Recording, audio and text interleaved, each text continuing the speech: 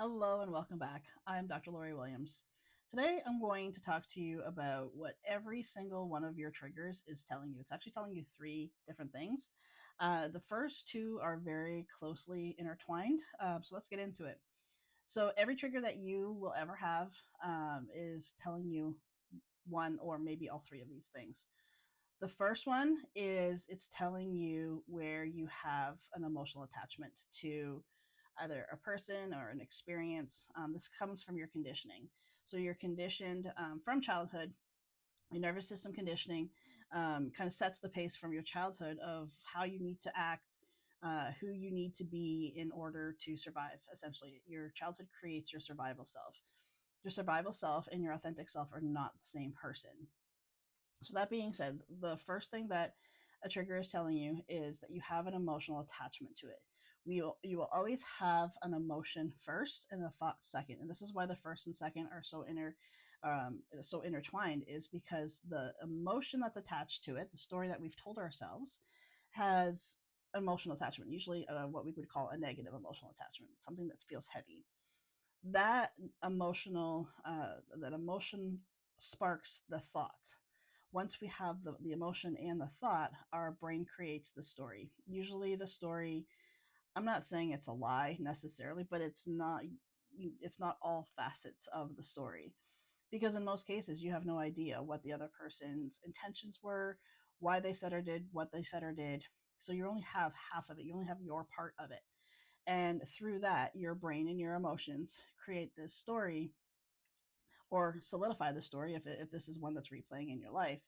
And it shows you that you're right. It's your brain will always want to show you that you're right. uh, we don't want to be wrong. We don't want to have to admit, hey, you know what, I screwed up. This is why accountability and responsibility is something that's very, very rare in this lifetime, and very few people actually take it, unfortunately. It can actually be very freeing, but that's a whole nother video. Anyway, so the first thing your trigger is telling you is that you have an emotional attachment. The second thing is telling your trigger is telling you is that you have a story that's attached to it. And the third thing that it's telling you is that it's ready, whatever is coming up for you, the emotions that are coming up for you, the story that's coming up for you, that it's ready to be looked at and to be able to be change your perception, change the story that is attached to it. When these triggers continue to come up, it's telling you that it's time to change it. It's looking or asking of you to look at this old programming and these patterns that are coming up, and to be able to start to shift them so that you no longer have this trigger. If your triggers are coming up for you, they're coming up for you to be able to let them go, to be able to change them and let them go. It does not mean that you avoid your feelings. In fact, it actually means you need to feel them. But these are the three things that every single trigger is telling you. So pay attention to your triggers. Unfortunately, in our society, when we're triggered, we tend to blame other people and say, oh, that person triggered me. It's that person's fault. We expect other people to walk, cautiously around us. That is the least helpful thing that you can actually do. It's allowing you to stay stuck in your old stories and your old programming. As you're going through and healing this part of you, can you ask the people around you to support you and to, maybe not say or do certain things? Absolutely. But do they have to? Absolutely not. This is 100% up to you to be able to change this, to be able to look at yourself. It's got nothing to do with anyone else. And the sooner you are able to take full responsibility and allow your own healing, like to recognize that your own healing is an inside job, the faster it's actually going to come to you, because you take other people out of the equation.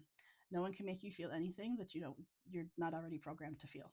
They're just literally, um, it's like they're poking at an open wound, but most people aren't doing that intentionally. We take it that it's intentional, but in most cases, it's not intentional. So next time you have a trigger come up, sit with it, pay attention to it, figure out what it is that's trying to tell you. I guarantee you, it will be telling you one or all three of these things, especially number three. Every trigger comes up for you to be able to heal it. If it's coming up for you now, it's because it's time. Thanks so much for joining me, and I'll see you back here next time.